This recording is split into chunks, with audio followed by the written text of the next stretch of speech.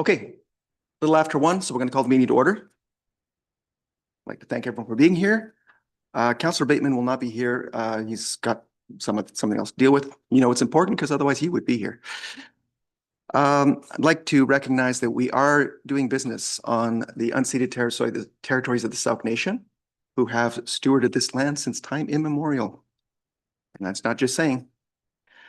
Okay, so I'd like to move on to approving the agenda. Someone could move that. Seconded by, thank you. All in favor? None opposed? Thank you very much. Motion carries. Okay. We're going to skip the public comments. Okay with that? Yeah, and move right into the adoption of minutes. Okay, so any issues with the minutes that anyone wants to bring up, or can I have someone move to adoption? Move to adopt. Okay, moved by Councillor Beddoes. Member Ritz has seconded. All in favor? Any opposed? None opposed. Motion carries. Thank you. Okay. Reports.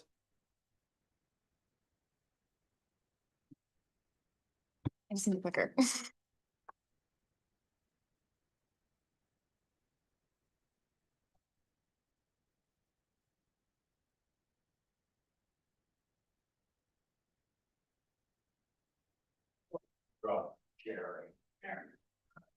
Okay.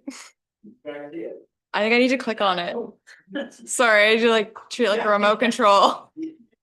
Yeah. Thank you. Okay.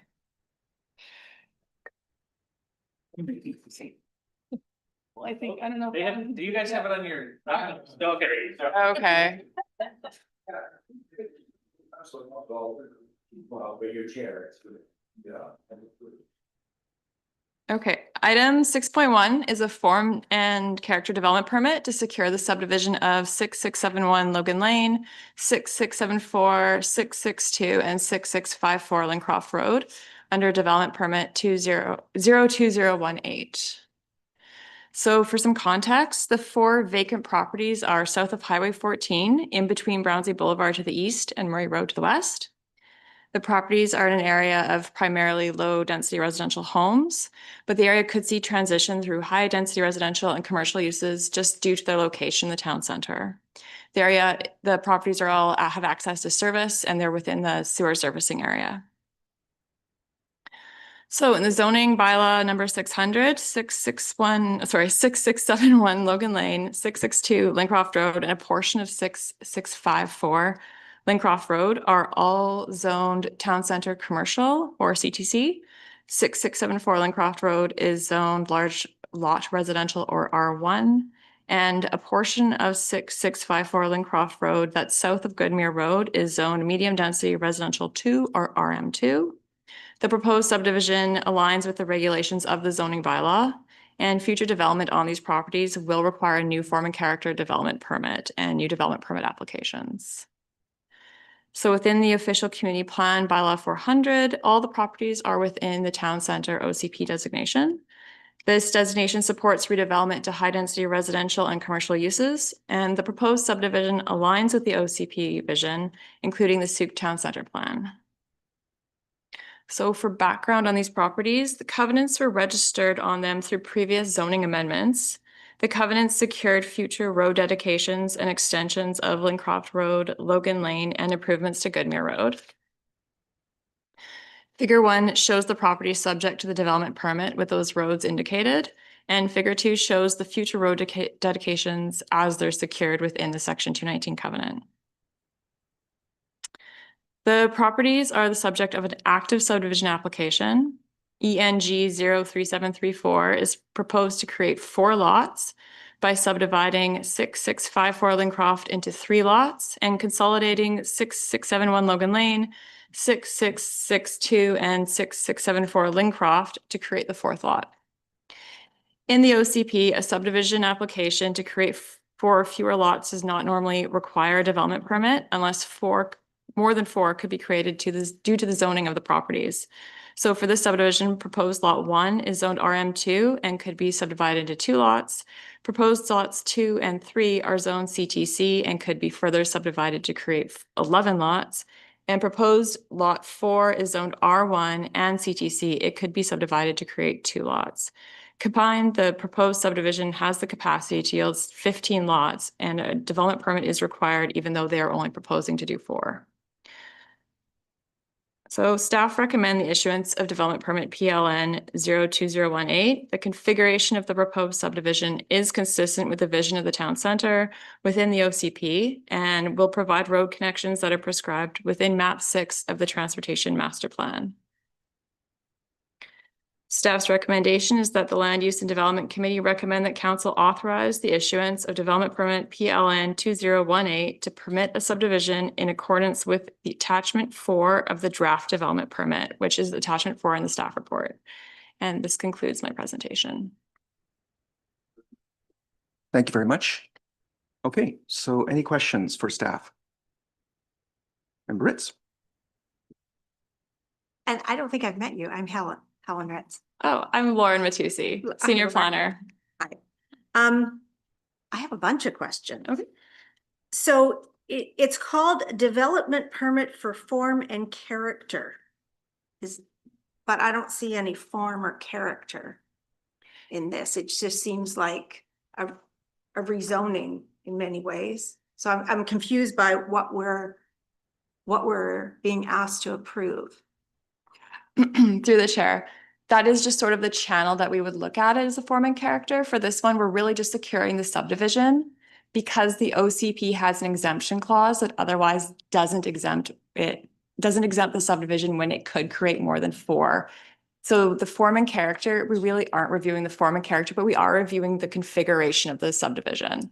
So when form and character development permits will be required in the future for these properties, when they actually propose buildings on them or any siting, they will have new applications for them. Okay, so why is it called that now? It's just what it's called through the OCP. It's just the type of application that it is. Okay. And then you said there's an active subdivision file. Is that separate than what we're doing It here? is separate. Yeah. Subdivision applications don't typically go to council unless there's a variance for them or through something like this that requires a development permit. Okay, and so why do they want to subdivide? I mean, certainly they have CTC and all, and there's some rezonings that would be approved by, that are supported by the current OCP.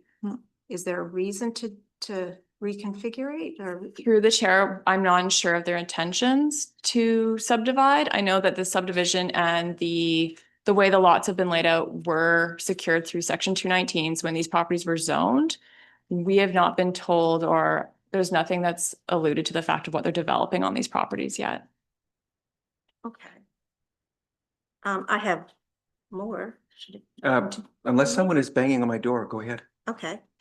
So the way I see it, if I look at map page 12, there's the one called A at the bottom, and that is going to be a rezoning. So would there be a sign put up for the neighborhood so that they would have some kind of notice about this? And also for the properties on Lincroft, 6674 would be a rezoning as well. So would the neighbors be notified of this? Through the chair, any future rezonings on the property, they would be notified through our notification requirements in the OCP. But by doing this, this form and character development permit, are we in fact rezoning at the same time? Through the chair, no. No, those properties are already zoned as you see them there. They were previously zoned for CTC and RM2. And R1. R1 would be rezoned in the future, Okay. but there's no application we have yet. So it would just consolidate it into blocks with the same zoning. Through the chair, correct. I'd like to, That, I can comment and guess, because obviously you're asking questions that staff doesn't really have answers for, and they're not going to want to offer guesses. But realistically, you can look at this and they seem to have reconfigured the lots to go with the roads. So they had these covenants to put in the roads. I understand. And if they want to, for example, sell off one portion to, pay for the rest of the development, who knows what they want to do. It's a lot easier if it takes into account the roads. But that's just guesswork.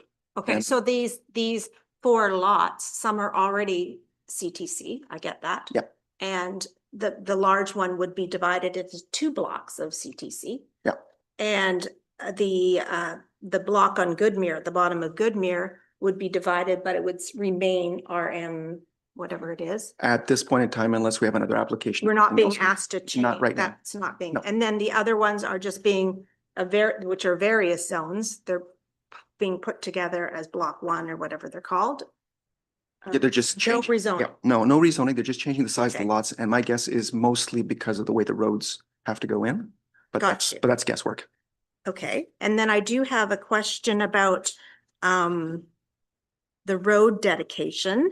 I understand that and I understand the support, it's part of the OCP, that Goodmere would go through, Lincroft would go through. However, it shows a dedicated road that is currently on R1 property that goes from basically the back of the grocery store to Lincroft.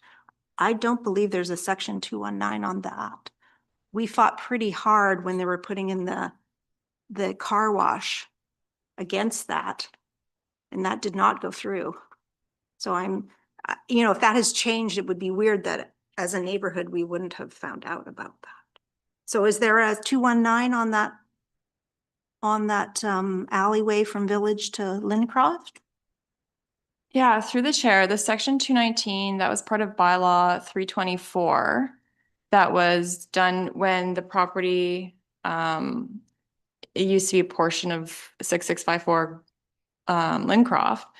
The section 219 did speak to a connection from Lincroft Road to the alley, or to the lane, to Logan Lane. I'm not sure if this picture is 100% correct, but that is where the general location was of it in the section 219. Okay, I'm not, where's this map from? This map is actually from that bylaw, when that was, And do you know the date of that bylaw? Because I don't, I live in this neighborhood, and that road connection was, because it basically orphans 3 properties. It'd be Yeah. a circular, and we have no, there's no plan right now. Our neighborhood is littered with semi-trailers.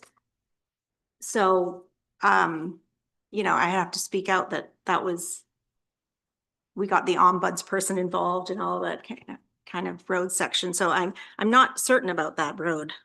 Seems weird that it is there and our neighborhood doesn't know about it. yeah, through the So chair. that's one of my biggest kind of red flags. It was September 2007. The actual subdivision that does show those roads is attachment 4 of the staff report. That'll be what the final subdivision looks like.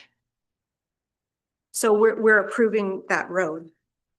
Essentially, that road is already secured through section 219. They could come forward to change that section 219. It could be amended. I see. Because that is does not show on our transportation plan, that road. It might not show in the master No, plan. yeah, it doesn't. Okay. And what else did I have in here? Okay, I did. I pushed the button. Okay. So thank you. And through the chair, we're in committee and the decisions that will flow from this committee go to council. So I just want to bring it, you decide where you're in conflict or not, mhm, but your property is adversely or could potentially, and I say adversely, that sounds negative. Your Mhm. property could be affected by decisions that are going there. So I would ask the chair for a ruling because, and I don't want to describe where you live. I know where you live and I think many people on here do, mhm. but this is right around your house. So kind of, it just feels like sometimes, somewhere along the line, we're getting real close to where you're in a conflict. Mhm. And I understand your conflict is for you to declare, and the decisions that are made here flow to council, and council ultimately makes the decision. So I would ask through the chair we have to be cognizant of that, Ms. Ritz, sorry, and I would call you Helen because I know this is an informal committee. Yeah. So just, Right. I'm asking the chair and our CAO, like we're kind of in that. Okay, so corporate officer. I can make a comment on this. As far as I know, Helen, Ms. Ritz, does not actually have a pecuniary interest, which is to say she's not necessarily expecting any sort of money to flow hands, depending on what sort of decision is made at this point in time. So at that point, I believe according to the law, and this would be something for our corporate officer to comment on, it's then up to her to decide whether or not she's in conflict. Now, that would happen, for example, as you're pointing out, if you feel like you're too deep in it and this is really emotionally, or, basically you're not going to make a decision that's in the best interest of the community at large. You're making it based on your own interests type of thing. So given that you're here to actually make decisions, given we're all here to make decisions for the community at large, that's a personal decision on everyone's part. Are we too close to it? Do we have to step back? So that'll be my comment at this point in time, at which point I would simply ask, let's be cognizant. And if I feel like it's stepping over any lines, I'll make it further. If I may. And it feels awkward sometimes to tell somebody that. It's not my decision whether you're in conflict, but we're on the edge there a little bit. So, okay. Or felt like it. Thank you. No, and I appreciate you bringing it forward. Thank you very much. Councilor Meadows. Yeah, of course, we're just a recommending body, so it's going to come to council. What I would encourage Helen to do, or Ms. Ritz, how we're doing this, Helen's good enough for me, to come to the meeting when this comes forward and bring that up as a neighbor. I don't see any conflict that she's sitting on this board because it's just an advisory board. Probably be smart if she abstained from the vote, but it doesn't necessarily have to be that way. Yeah, that's right. Understood. That's exactly her choice. But this comes to council. If there's there seems to be some discrepancy with that road allowance. Staff says it is there. So it might give some time for staff to go look back at the records if they have to and determine exactly what's on with that road, because there seems to be the public has a different take on exactly what's going on there. But I think the rest of it can move forward. So anyway, it's just my 2 bits. Thank you very much. I'm just going to go in. Any comments or questions? No questions. It looks good. It looks like we're connecting neighborhoods and creating more roads through downtown and walkways through downtown, and I'm all for that. Thank you. And yourself? No comment? Okay. So at this point in time, given that it seems to be actually relatively straightforward, changing the configuration. Yes. May- Further comment? Yes, please. Oh, I just wanted to speak to some of the things that have been said, and I absolutely support the OCP. I am just doing some fact checking, and I think I'm capable of doing that without emotion. I don't think I'm showing emotion here, but I happen to know this area quite well, and I happen to know the neighborhood and previous rezonings and things like that. So, so yes, I want to be sure that what is here is correct. And my other concern is that we are in the process of redoing our OCP. We're very close to putting in a brand new OCP. And that OCP, the current one would allow 6 stories. Our current OCP allows 6 stories in the town center core.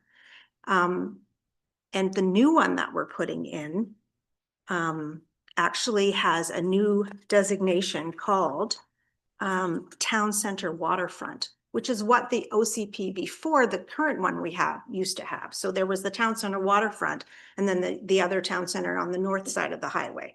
So with the current OCP, according to rumor, the council at the time decided to consolidate and put 6 stories everywhere.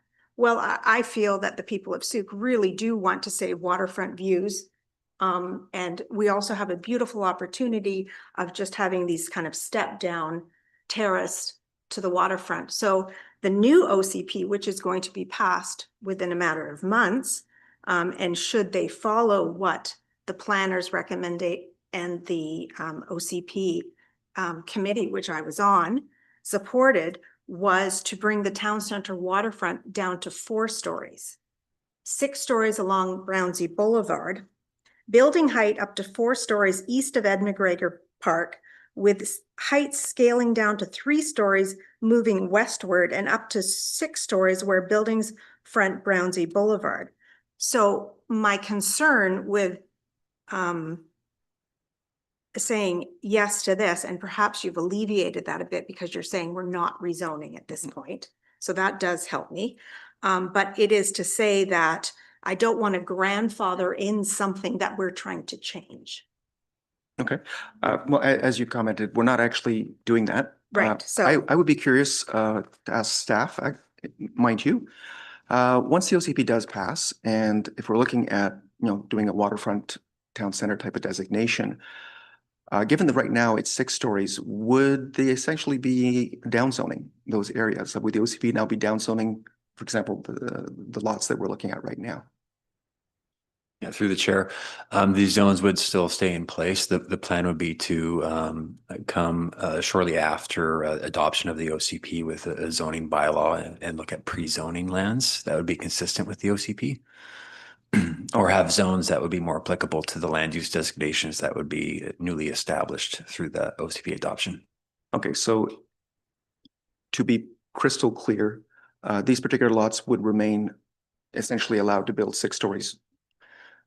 To the chair, under the current zoning, say if the OCP was adopted today and it restricted 4 stories, but the zoning was still CTC, that zone could still be constructed as a 6-story building, hypothetically. Okay. And then when the zoning bylaw comes in, it would not change that, correct? The zoning. It may, the zoning bylaw would be adopted Could.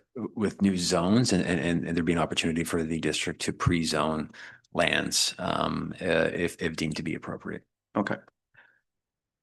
Yes. To be clear, the ones that are zoned now, CTC, could do 6 stories. The ones that remain zoned at R1 and RM, those ones would no longer be 6 stories.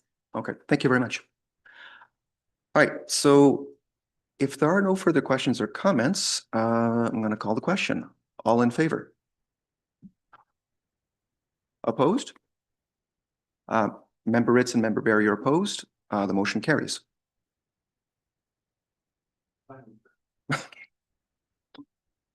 Okay, so moving on to the draft housing amenity contributions policy.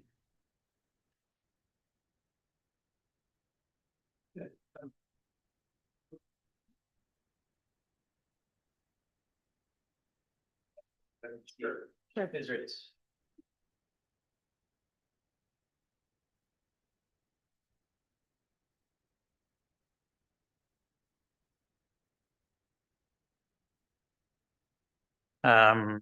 Mr. Chair, members of the committee and staff, my name is Chris Marshall. If you don't know, I'm the Director of Planning and Development with the District of Sooke. I'm here today to go over a proposed housing amenity contribution policy that we drafted as staff. I'm going to just provide you with a bit of a background as to how we got to where we are today.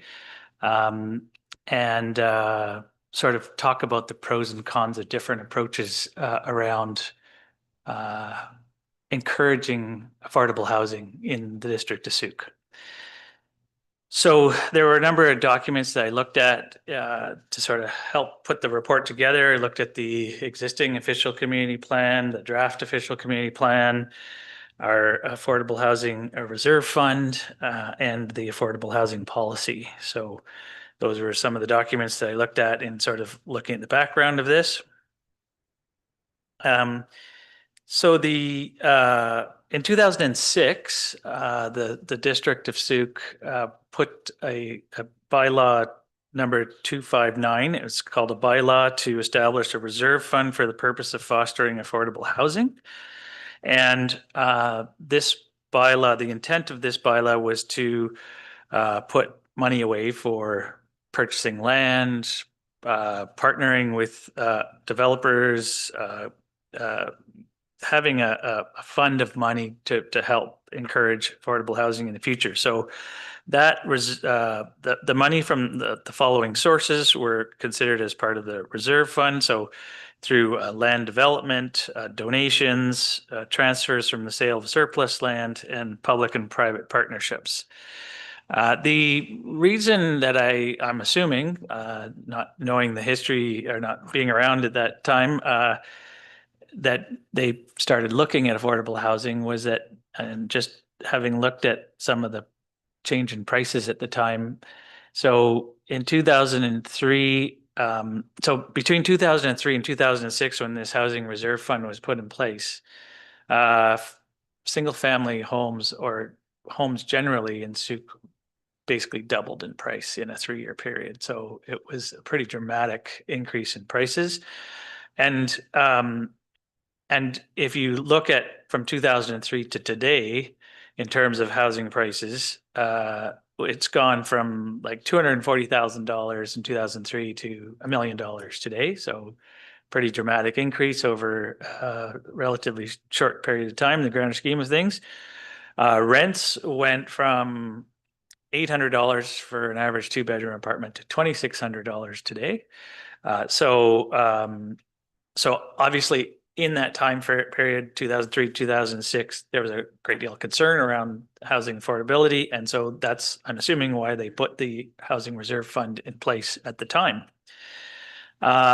In 2007, the district put the affordable housing and social housing policy in place. Because there was only sort of high level discussions around how to encourage affordable housing in the official community plans, but of the day, but there was no kind of direction how to implement, how to encourage, like sort of particular policies and things to put in place. So the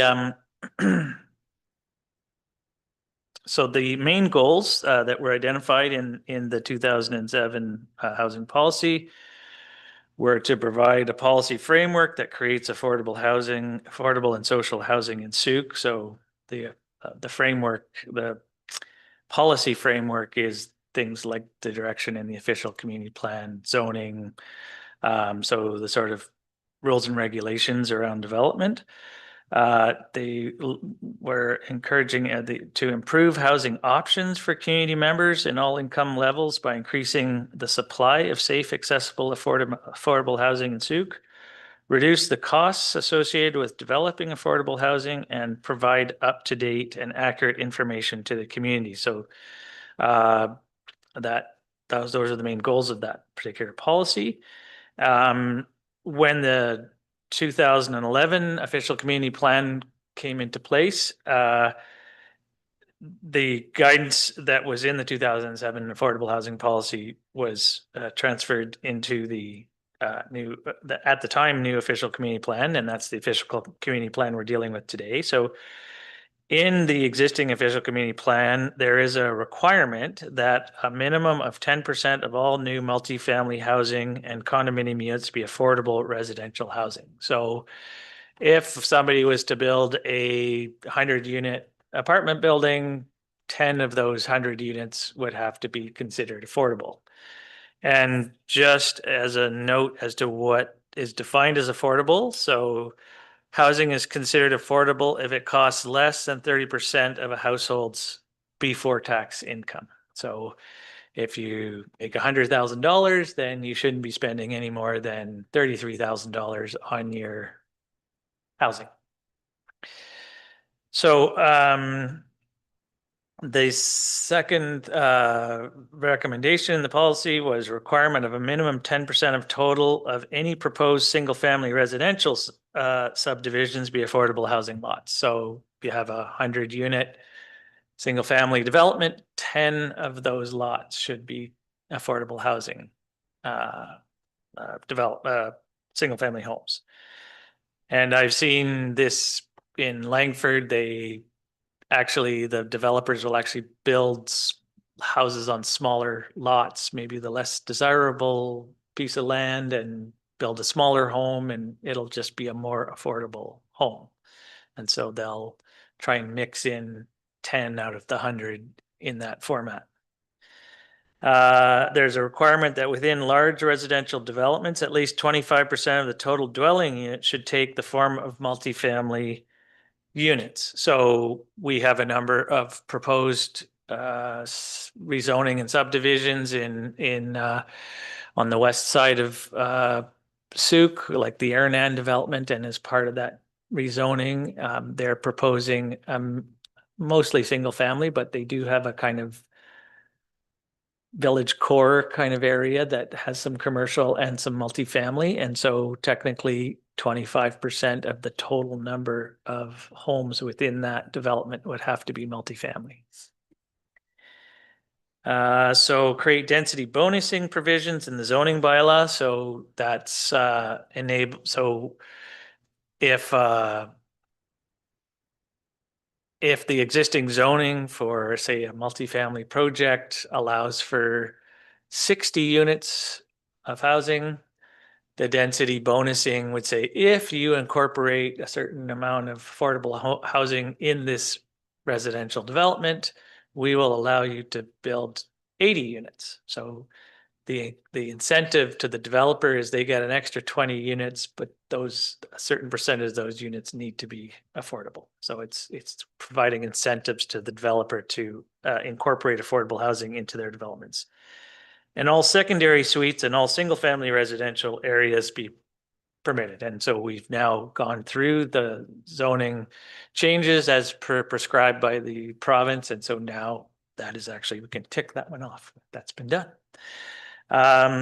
So our draft official community plan. Oh, and there is a section which I actually missed, which I just found more recently because I was like, doesn't say here anywhere that you could do cash in lieu for this, for affordable housing. So there is a section that says in the official community plan, it says, consider allowing developers the flexibility to provide their required affordable housing in different forms. So other than these 10% or the density bonusing or the secondary suites, thus creating an affordable housing mix in new developments. Example, secondary suites, condominium rental units, cash, or land in lieu of the district of Sooke towards on and off-site affordable housing. So there is a section in there that does speak to allowing for cash to be provided as opposed to physical units. So in our draft official community plan, it speaks to supporting suites in single family neighborhoods. So check, we've done that. Consider using district to Sooke land for development that supports the housing objectives. Regulate short-term rentals. So that's also check. The province has made it such that you can't just rent a whole house for an Airbnb. You have to live in the house and it has to be a suite within that house. So they've taken away that from short-term rentals. Explore tax exemptions and development cost charge reductions. Prepare an affordable housing contribution policy.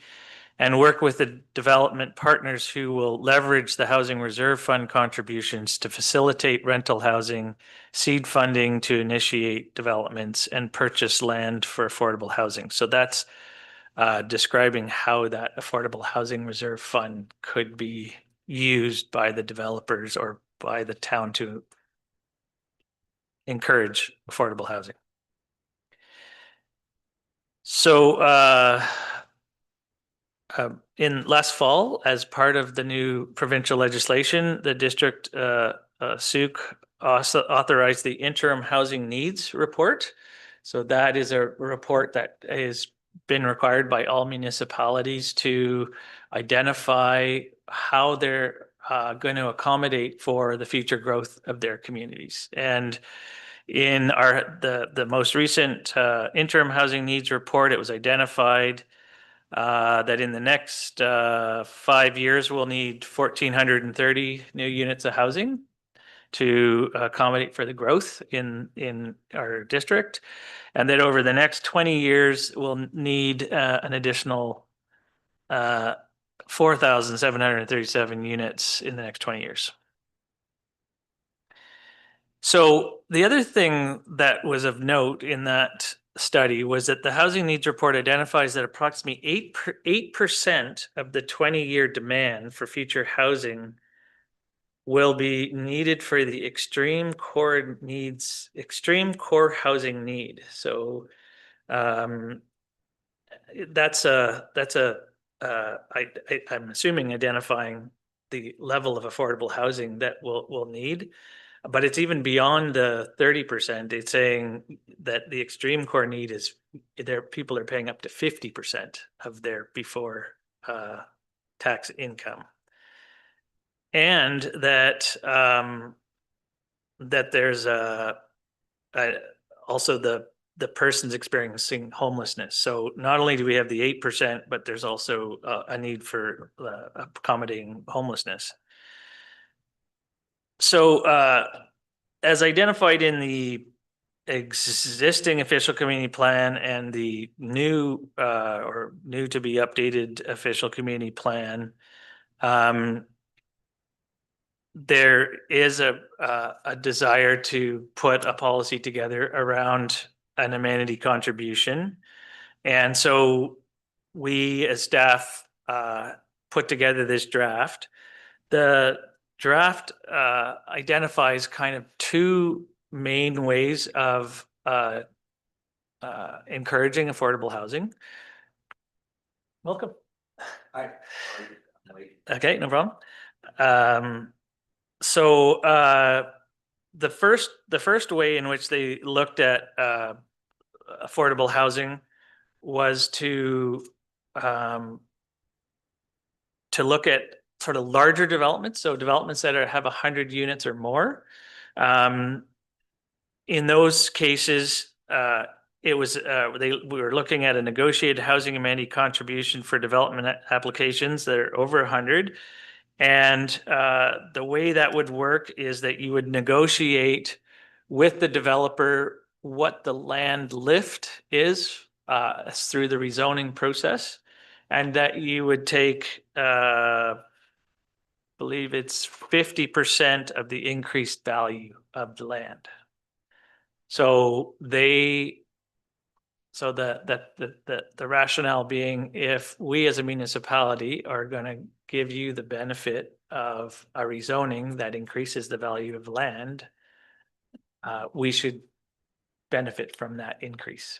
So we're saying 50% of that increase should come as like a cash in lieu. In the second approach, the district has done some pro forma work on how much the land lift is in through the subdivision process in terms of the increased value of the land through the subdivision process, and how much the land lift is for multifamily projects, townhouses, 4 to 6 story wood frame buildings.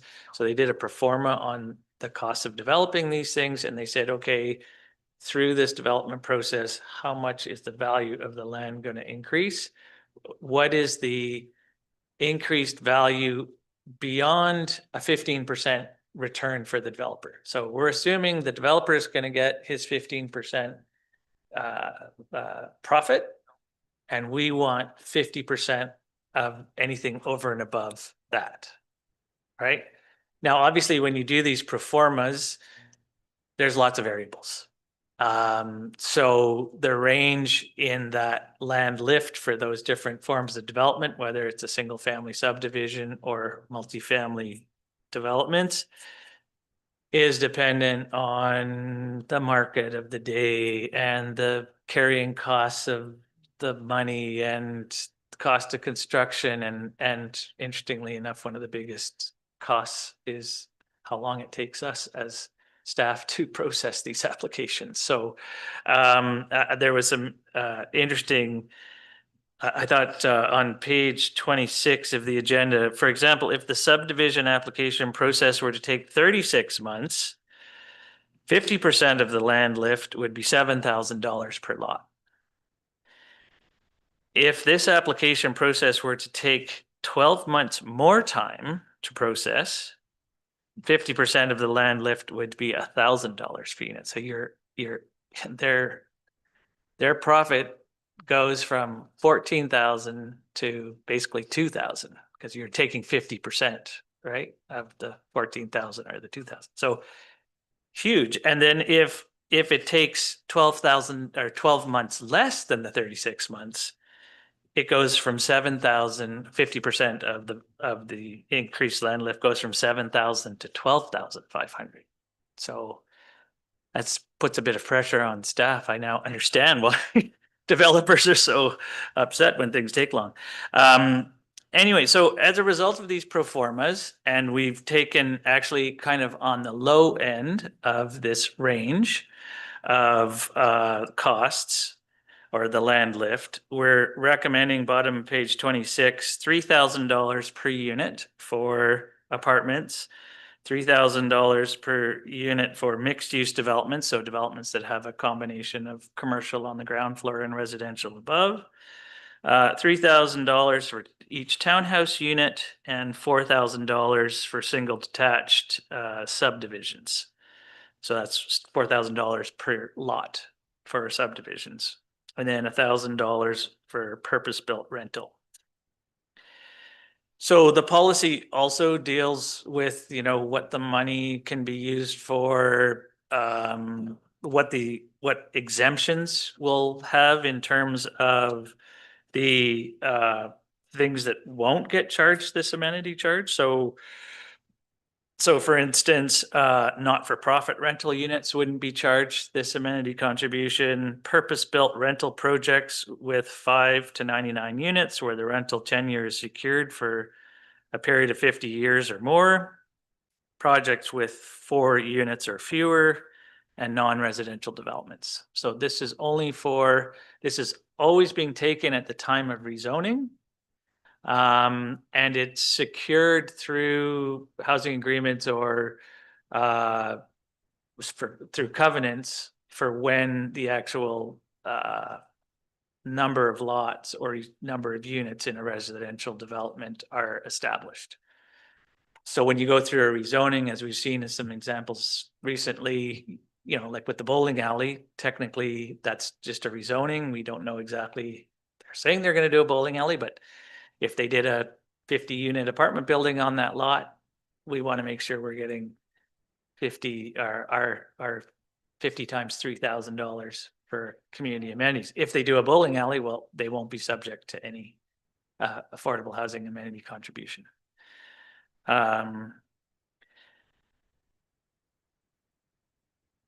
So just to give you a sense of, you know, the pros and cons of taking money versus requiring units. As I said in the report, taking the money is the easiest thing to do administratively. And it gives you the most flexibility because you can buy land with it, you can subsidize things, you can, there's any number of things you can do with the money in order to encourage affordable housing in your community. The downside to that is that we have been collecting affordable housing contributions since 2006. We have $500,000 in a reserve fund and it's never been used for affordable housing. So in 19 years, it's done nothing technically to provide affordable housing in our community. On the flip side, you can take units, like we have these policies of like 10% of the units to be affordable, and that be a requirement. So I've had some experience with trying to put the legal housing agreements and covenants and things in place to ensure these things happen. And so you need to set a price for, let's say in a subdivision, set an affordable housing price for that home. Then you have to put housing agreements or covenants in place that ensure that that house gets sold for that amount, that it stays affordable indefinitely, that as people buy and sell that home, that it is not sold for anything more than what's affordable. I don't know, maybe there's a cost of living increase or something over time, but you know, and then can that person rent it? Can their daughter live in it? Can they renovate it? Can they? So it's a very complicated legal agreement that you're trying to retain this home for what it was intended for to start with. And then you have to have a wait list or a priority list of people who are eligible to purchase that home. So how do you create that list? Well, you have criteria that you have to maybe have lived here for at least 20 years and that you're of a certain age, or you're a single mom, or you're old, or you're, and there's all these criteria that then creates this priority list, and that's a list we as staff would then have to create and manage, and then, what if their circumstances change and they're making more money? Should they still be on the list? And, so there's all this to be said. It's a very time consuming staff, we'd actually probably need additional staff to manage that kind of thing, especially when you start getting 10% of some of these larger developments. We've got 350, 400 unit subdivisions on the books right now. So you'd soon be getting, hundreds of units of housing that you have all these, lists of people that are eligible for, and all these housing agreements to how you're going to, as opposed to just having money that you can use. But so this policy does allow for both. But in some ways it's the easiest thing for the developer and the municipality is to take the money. So I think the downside of this policy is that you're probably not going to get the housing built through this policy. I mean, the option's there, and the option for the developer to provide land, to provide, other, like, to build rental or whatever. There's other options for how they can provide that affordable housing. But like I say, the easiest thing, because developers want to have certainty when they're doing their development. And if it's a negotiation at the time of rezoning that they don't know what they're going to end up having to pay, it's going to put a question mark on the financial viability of that development. If they know upfront it's $3,000 per unit, they can calculate that pretty easily in their pro forma and figure out whether it makes sense. So there's definitely pros and cons to the two approaches. We're not ruling out the ability of getting the housing built, which is like a good thing, but we're also allowing for the contribution of funds. So as an example, the district owns lot A where the library is right now, and that property has been broken up into 4 quadrants. And on one of those quadrants, we're presently in partnership with BC Builds to develop a health center on the ground floor and 5 stories of residential above. And because we own the land, we are able to contribute the land to make the project affordable. So that's an example of where we've purchased land and being able to use that land to encourage the construction of affordable housing. So I guess in some ways we can say we didn't use the Affordable Housing Reserve Fund for that, but technically I guess we could have. And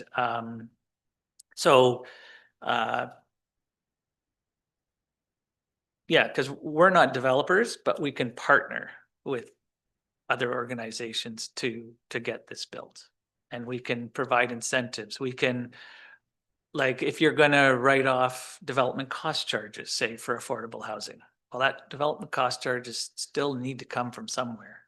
So maybe you use the Affordable Housing Reserve Fund to make up for those development cost charges, or maybe there's offsite works, the frontage works on the roadside that need to be done, and that's very expensive. So maybe to make it more affordable, you put money to pay for that, to make it more affordable. So there, like, if you have the money, there's many different ways in which you can use that money to subsidize, help encourage, incentivize affordable housing. Thank you very much, Mr. Marshall. At this point in time, maybe I'll start with any questions, and we'll start there. Thanks, Chris. Rob Barry. I think you hit the nail on the head for sure. I worked with developers and builders for almost 40 years now, and that's their prime concern and also their biggest complaint is federal, provincial, and municipal red tape, and also the uncertainties of going into a development. So if they are certain, I think cash in hand is probably your, like you said, least painful, easiest to administrate.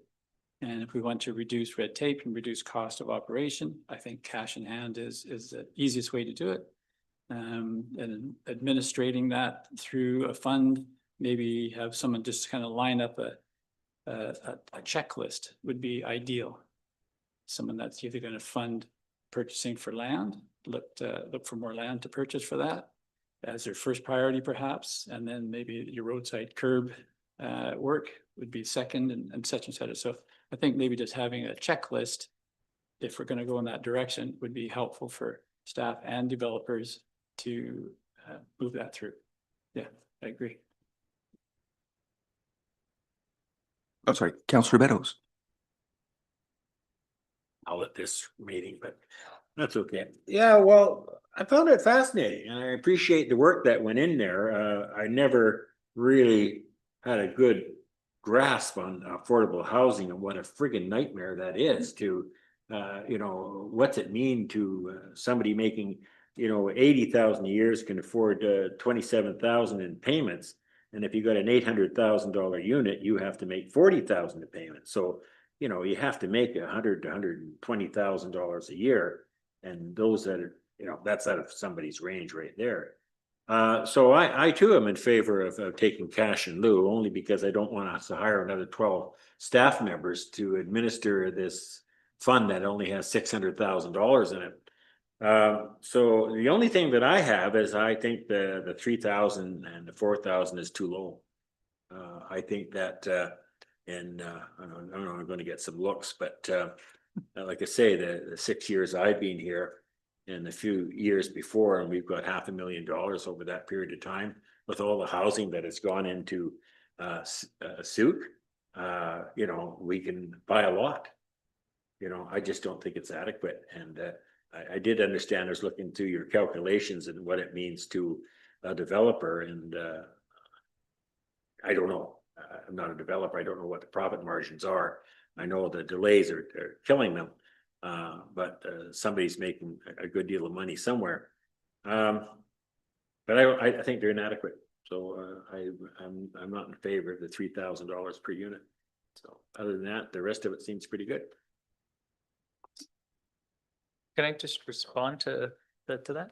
Please do. Just to say that, and I didn't say this, meant to say this in my presentation, but it's been kind of accepted, rightly or wrongly, that for single family homes and actually all units of housing of any kind, it's been $3,000 a unit. That since I've been here, that's been kind of the standard. I'm recommending $1,000 more than that for single family. You know, could it be more? Yes. You know, the difficulty is that there's just so many variables, like I said, in these performas. And the other figure there was that if they just get 2% less than what they thought they were going to sell the units for, it means, you know, going from 11,000 to 1,000. Like it's just so the profit margins change so quickly dependent on these different variables that, you know, they could lose their shirt or they could make $1 million. Like it's a crapshoot, depending on the market, the interest rates, the cost of construction, labor, you know, all of those factors. And so, you know, going any more than $3,000, we're conscious of the fact that that seems to be a figure that the development community has kind of accepted at this point. So obviously we're going to get pushback if we ask for more than that.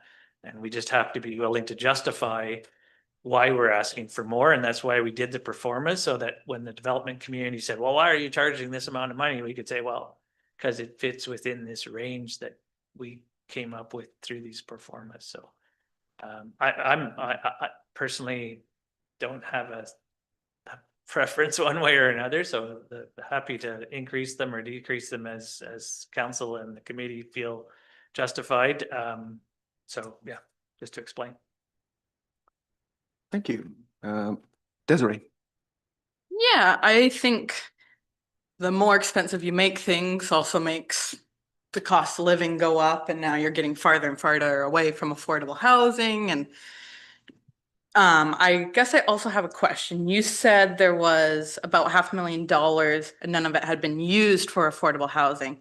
Is that the full amount that's been in there since 2006, or was part of it used for other things? Like if we're putting more in here, how are we guaranteeing it's being used for affordable housing? Through the chair, to Ms. Cummings. It's in a housing reserve fund, which is a bylaw, it's governed by a bylaw. So I just pulled it up. It basically says money received for those purposes. Clause 4 says money can only be used in this fund for the purposes of fostering affordable housing. So this council is the only body that could approve any spending to and from this fund. So money has gone in it every year, like between 2023 and 2024 year end.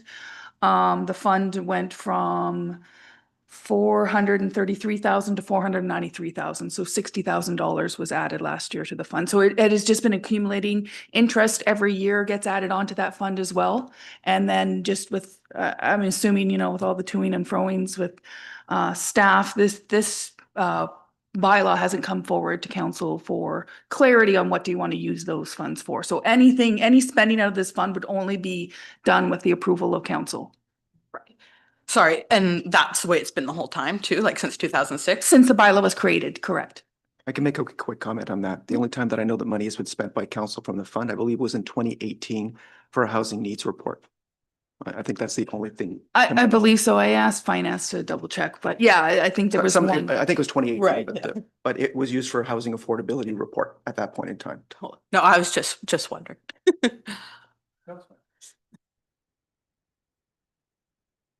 Yeah, good conversation. It does make sense, the like keeping red tape to a minimum for sure, and staff time and things. Kind of agree with Al, it does seem low, like you could go 3,500.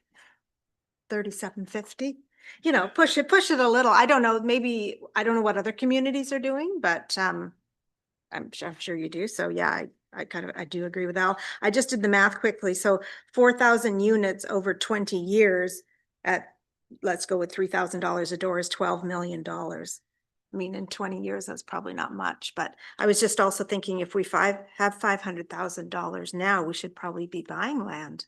I mean, it's only getting more expensive, so $500,000 could buy you some land, just a land bank. And then just keep, if that's the route we're going, then I would just keep buying land.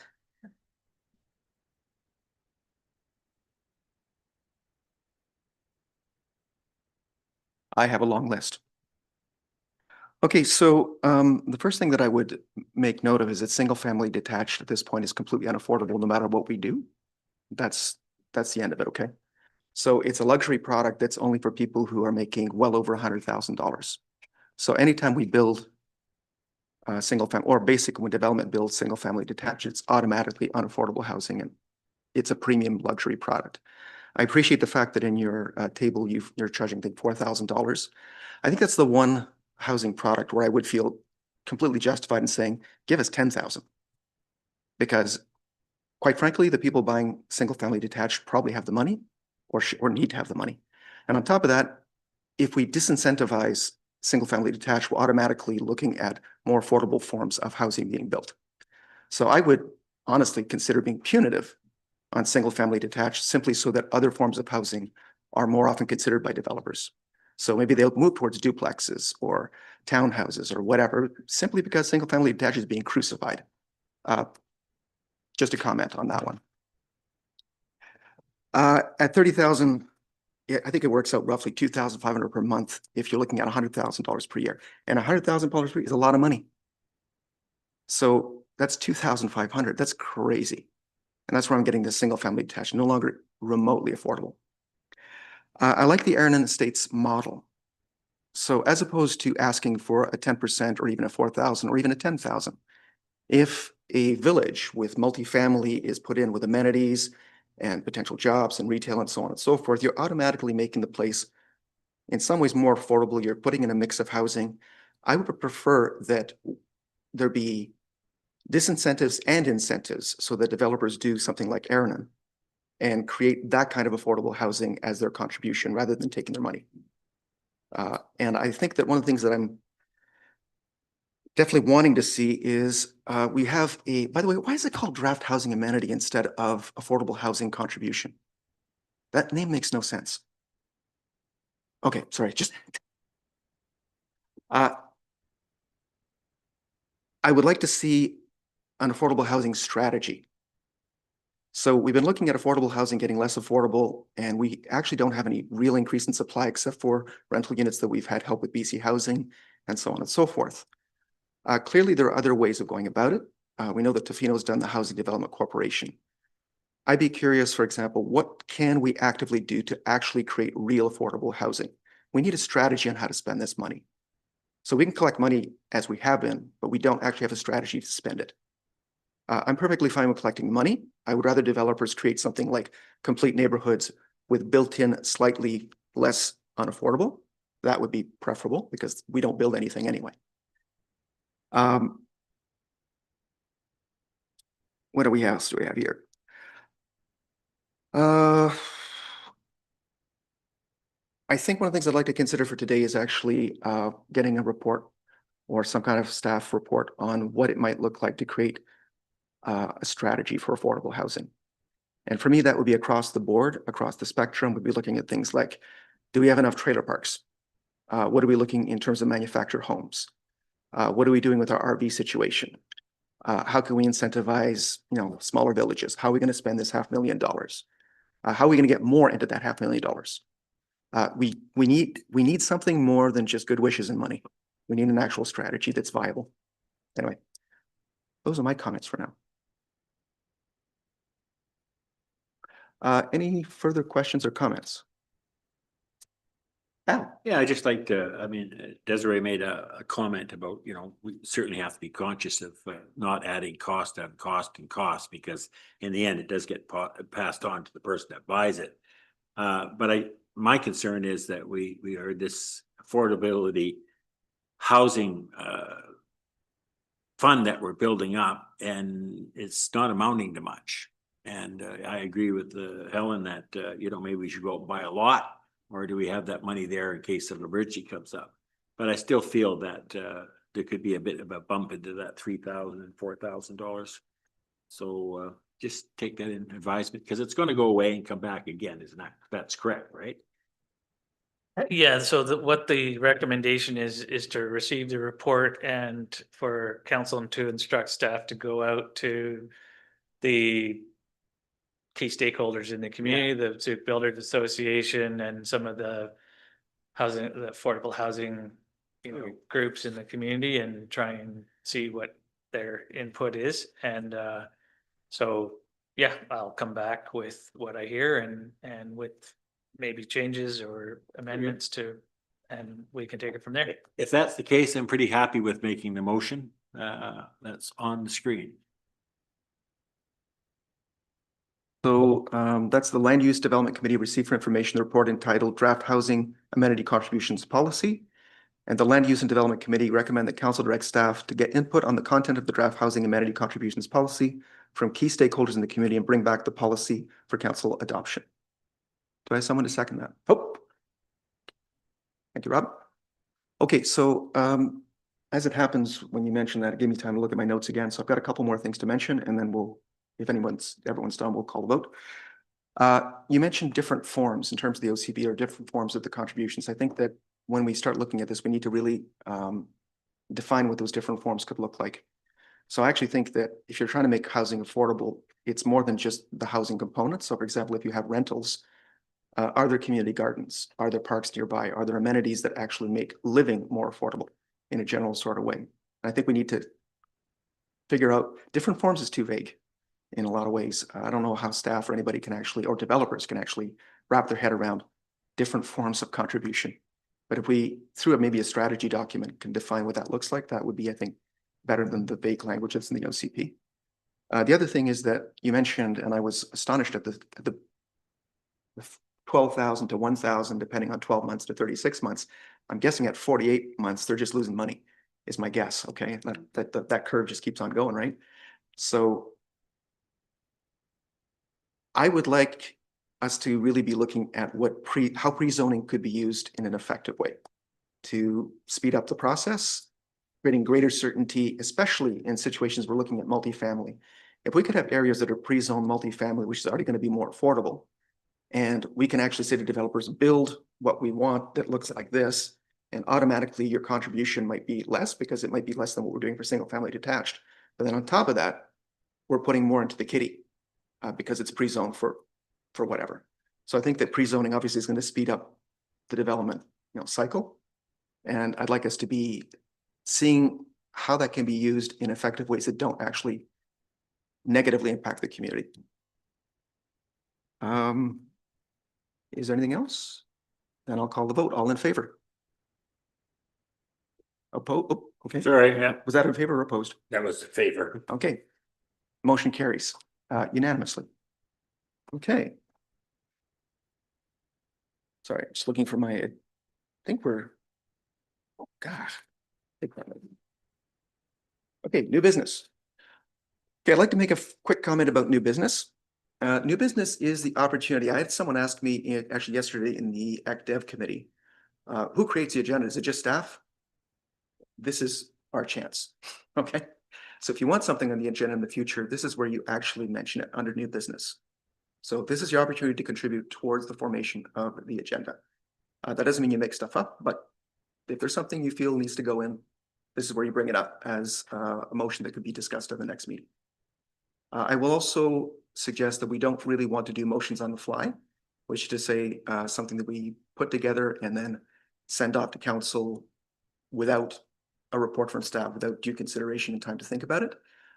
This is a good place to put in new business. So if you have something you think you want us to talk about, discuss, maybe get input from staff, new business. At which point I will ask, is there any new business? Yes. I have sort of a maybe general thing, and I know I've been talking to some of the staff about it, but the fire regulations for limiting distance, which kind of plays into the whole multifamily. I don't know how familiar you guys are with that, but right now we have to half of our limiting distance due to the fire departments not getting anywhere within 10 minutes. And it's especially on these housing, it's quite difficult unless you sprinkle, but then sprinkling whole building and maintaining for all the years really jumps the cost of housing up. So then we're having to smush units or do single family, which, like you said, is really unaffordable nowadays and that sort of thing. So I don't know how to make a motion or if there's any or if we could get an update on that or something like that. Okay, yes. Through the chair to Ms. Cummings, I can suggest, I know council's received information on this multiple times. So if maybe hold off the motion for now, let me see what I can just kind of refine and circulate to the committee. And then if that sparks a motion at a future meeting, based on what you read and if you have any further questions, maybe follow up that way at this time. Okay, so if I understand correctly, Ms. Gray is going to make sure that information on this is circulated to the committee. At which point, if you're not satisfied or if we want to look further into this, we can follow it up with a motion in the future. Yes? Perfect. That'd be awesome. Thank you so much. Thank you. Mr. Marshall and then Al. Yeah, so Go on, okay. just as an explanation in terms of sort of staffing for the fire department, it's not so much that they can't get somewhere in 10 minutes, but it's that they have to get there with a truck with 4 full-time, like 4 staff members on that truck. In order to get 4 staff, to guarantee 4 staff members on that truck in 10 minutes at the location, they would need to have 20 full-time staff members on hire. And they have 12 right now. Or 10, I think, at 11. Anyway, it's low 10 to 12. And so as you can imagine, we had a close to 16% increase in taxes this year. And hiring staff is, you know, obviously not something council takes lightly, and it's not just a matter of one or two. I mean, it's like, it's a whole generation of whole other level of service that would be provided. And if that's a direction or, you know, council wants to go, then, but it is the plan to slowly build up the fire department. But as you can imagine, that's a big jump to get to the 20 from where we are today. So that's just one aspect of that. And also all multifamily buildings have to be sprinklered. So it's not a choice thing. The code requires it. So, I meant more like duplexes and that Right. sort of thing. Yeah. Just if you sprinkle it, it takes all that away, right? So it's always the balancing of what's worth the money versus the long-term risk and all that. And I did know the 20%. I just had heard something that was going to be tried to be bumped up. So I was just hoping for an update, but that's perfect. Thank you. Okay. I appreciate it. Thank you very much. Anyone else? Okay, then I'll call for adjournment. Move it by Al. Seconded by Ellen. All in favor? None opposed, motion carries. Thank you. Thanks for meeting, guys.